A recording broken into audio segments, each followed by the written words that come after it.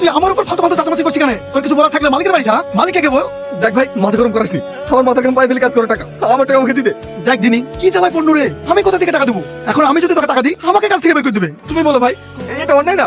কাল বাদ পরশু দিনই আমি আশায় বসে যে এই টাকাটা পাইলে ছেলেমেয়ে লেগে বাজার করতে যাবো, টাকাটা না বলে বিরাট সমস্যা হয়েছে ভাই। টাকাটা দিতে ভাই, অনুরোধ করছি তোমাদের কাছে। বুলেট, আমরা বুঝতে পারছি তোর সাথে অন্যায় হয়েছে, কিন্তু ও কি করবে বল? ও তো কর্মচারী, ও টাকা দিলে তো ওর বেতন থেকে কাটবে। দেখ ভাই, তোকে একটা ভালো যুক্তি দিছি, ফালতু এখানে কাছে না করি, সোজা মালিকের বাড়ি চলে যা, সব থেকে ভালো হবে। মালিক নাহু নাহু করলেও মালিকের বউ খুব ভালো মানুষ, দেখবি তোকে ঠিক টাকা দিয়ে দেবে।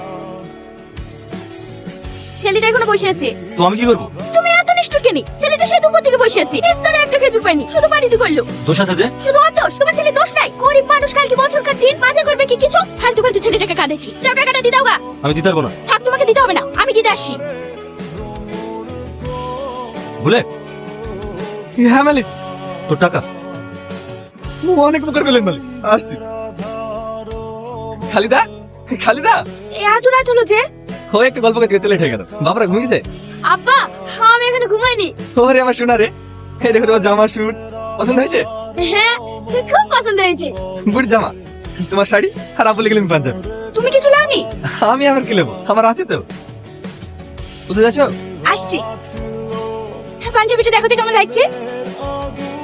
এত ভালো পাঞ্জাবি কার? তোমার। তুমি এত টাকা কোথায় পাইলা?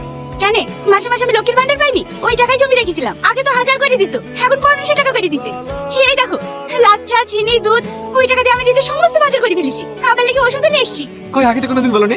আমি জানতাম নাকি? 6 মাস আগে দুয়ারে সরকার বসলো না, সেটা শহীদ মেম্বারটা কি লিখে করে দিছে যে। আব্বা, আমার কেমন লাগছে? খুব ভালো। লাগবে লাগবে, এই গাড়ি আমার সাথে লাগবে? আরে রেস করতে গেলে গাড়ি লাগে না রে, বুকের পাটা লাগে। তো দেখছি তোর কতটুকু বুকে পাপ। এ দাদা, আজকে বেশ লাগিস নি, রাস্তাঘাটে ভিড় থাকবে, অ্যাক্সিডেন্ট হতে পারে। আরে কিচ্ছু হবে না, এই শালা খাইস দেখবো কতটুকু মায়ের দুধ খেয়েছ। চটান, আমাদেরকে কেন এত শাস্তি দিতে আল্লাহ? ডাক্তার বাবু, আমার ছেলে এখন কেমন আছে? পেশেন্টের অবস্থা খুবই ক্রিটিক্যাল। মাথা আঘাত লাগার কারণে মস্তিষ্কের ভিতরে রক্তনালী ফেটে গিয়ে ব্রেনে রক্ত জমতে শুরু করেছে। ইমিডিয়েটলি সার্জারি করাতে হবে, নাহলে পেশেন্টকে কোনোভাবেই বাঁচানো সম্ভব। আপনারা যত তাড়াতাড়ি সম্ভব কাউন্টারে গিয়ে 2,20,000 টাকা জমা করুন, সময় খুবই কম। 2 লাখ? ওগো, ওগো, তুমি যেখান থেকে পারো টাকা দিয়ে দাও।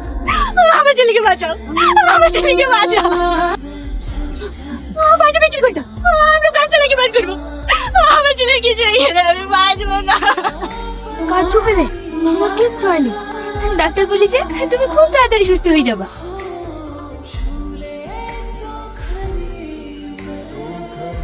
গতি বাড়িয়ে স্টান্ট দেখানো কোনো সাহসিকতা নয়, বরং এটি একটি আত্মঘাতী সিদ্ধান্ত। মনে রাখবেন, আপনার সামান্য গতির নেশা একটি হাসিখুশি পরিবারকে ধ্বংস করে দিতে পারে, আর আপনার জীবনও কেড়ে নিতে পারে।